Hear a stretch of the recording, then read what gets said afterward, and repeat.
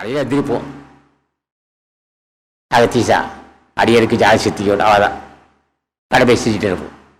அவதாயா போகும்போது அகத்தீசா சொல்லுவோம். என்ன பூஜை ஒன்றும் இல்லை. அவர் சொன்னார் பக்தி என்ன ஊதுபத்தி இல்லை வெல்லுகுவர்த்தி.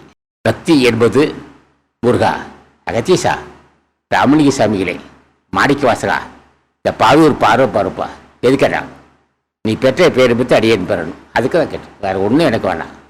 பெற்ற பேரிபத்தை அந்த மரபில் பெருவோட கொடுத்தேன். அவள் தான் கேட்டோம். இதை பக்தி தீர்ந்து போச்சு. என்ன வேணும்னு கேட்டான். இனி பெறவாத இருக்கணும், அதுக்கு அருள் செய்யணும். அந்த வைராக்கி வேணும்னு தினமும் திருவடி உருகி தியானிக்கணும், அதுக்கு அருள் செய்யணும்.